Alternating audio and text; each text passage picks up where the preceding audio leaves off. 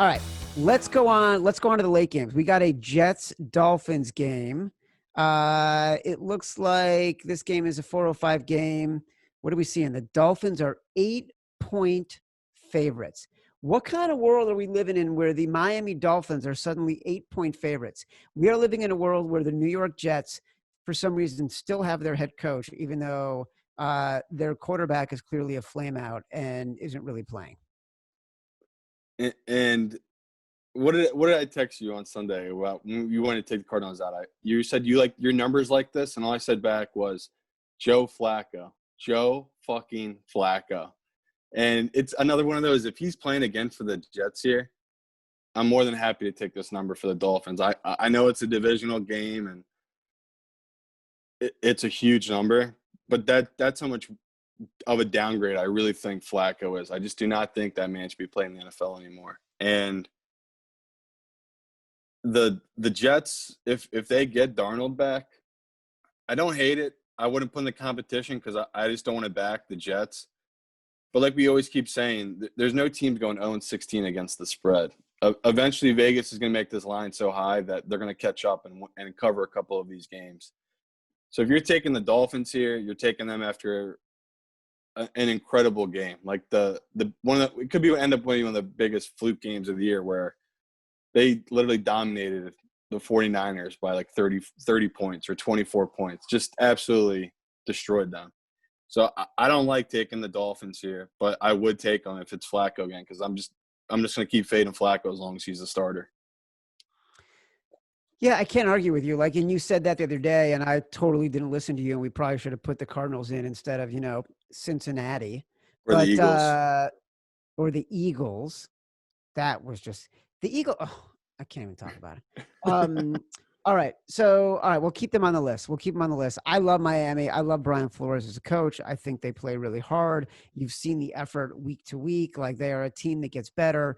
They are a Tua playmaker away from becoming a legit playoff contender. Like, obviously they're not going to get there with Fitzpatrick, but they are a playmaker away from becoming a seriously dangerous team. All right, now we got a good one. Late Sunday afternoon, Green Bay Packers, 1.5-point dogs on the road at the Tampa Bay Buccaneers. I feel like this is where we finally get a chance to see like who's for real, right? Are the Bucs for real? Is Tom Brady the guy who threw 5 touchdowns against the Chargers? Is he the guy who forgot it was 4th down against the Bears? Is Aaron Rodgers going in against a defense that is finally good, that he doesn't automatically get to light up like he had earlier in the year? Your take, Simon Hunter. Woo! This is definitely one of those you put your balls on the table games. The whole public will be coming in on the Packers here, especially after You're right. that 92% of the money, 74% of the bets on the Packers right now.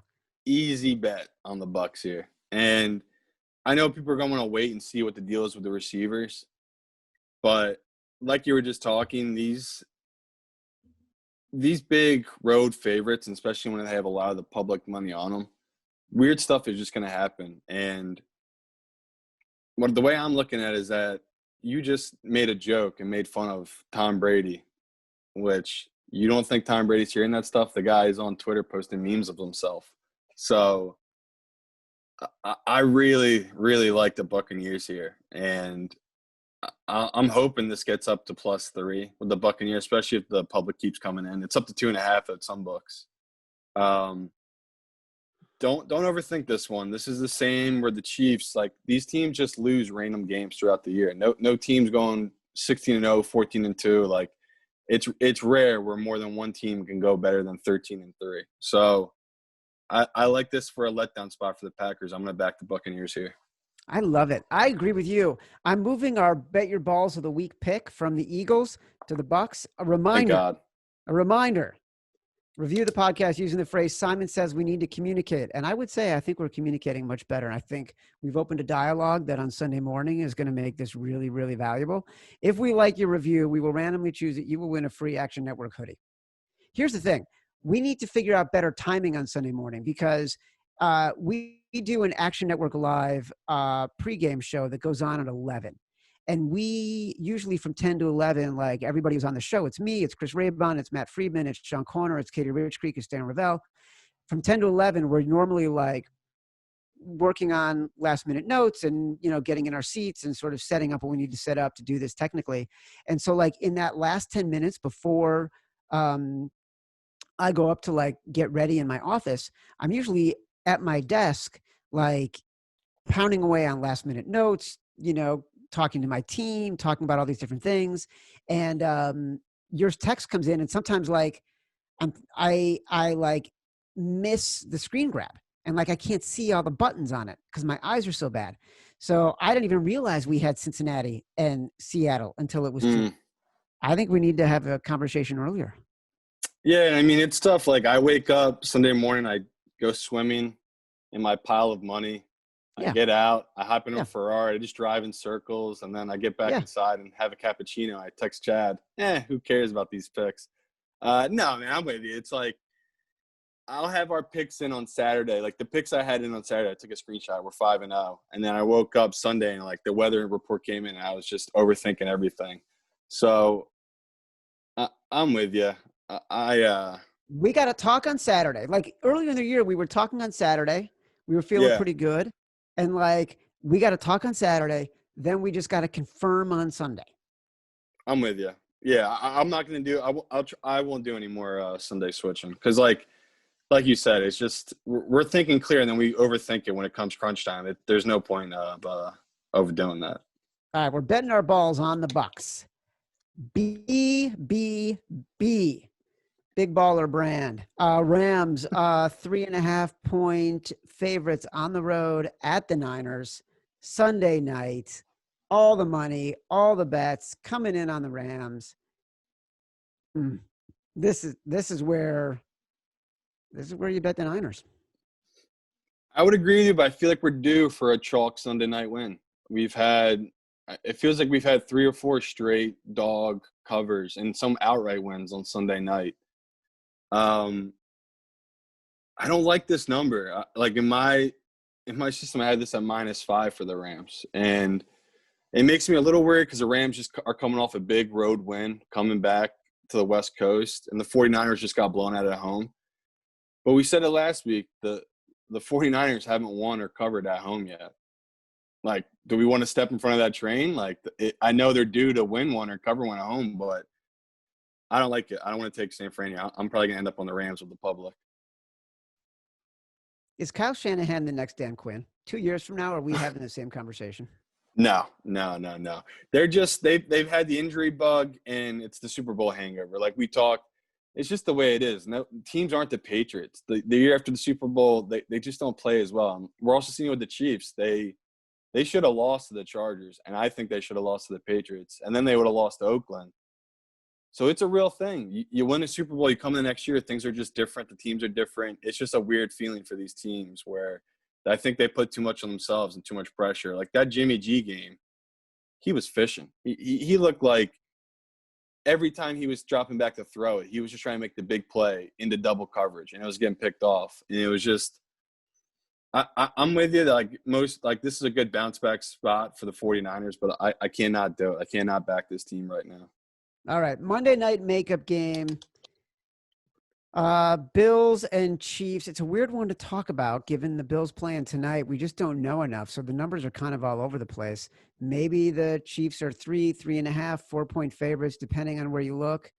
I don't know that we can accurately assess this game until we see what happens tonight. Yeah, I mean, it depends what you're thinking going in. If you think the Bills are going to win tonight, and even if they don't cover, I don't see much movement in this line.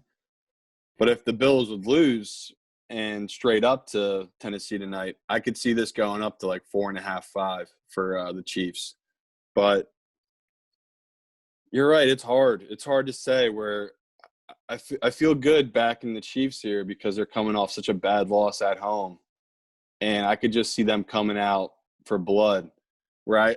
I'm guessing the Bills are going to win tonight, and they're going to come up feeling pretty good, due for a loss in the year. They're going to be 5-0 at this point. So I don't mind taking the Chiefs -3.5, but I'm with you. I'll just wait on this and wait until after the game. Wait a second. when we started the podcast, you said you like the Titans to cover, but you think the Bills are going to win. Like, so you think this is going to be a really close game?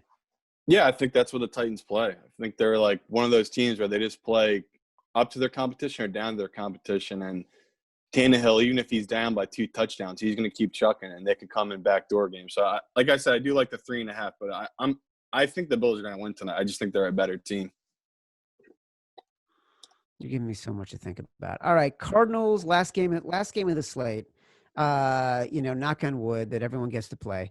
Cardinals visiting Dallas, obviously a drastically different game. Kyler Murray's first ever Monday Night Football game. Cardinals big sort of get healthy win against the Jets this past week, on the road again against Dallas. 2.5-point favorites, Andy Dalton and the Cowboys. I don't know that the adjustment, because like the Cowboys probably would have been 3-point favorites at home. So we're talking about 5.5 points. Is Dak Prescott worth 5.5 points? Is that what you think this adjustment is? Where would you have this right now? I honestly think it's a good number. I had Dallas at +2, so it's like 2.5, 3 right now. That's a pretty good number.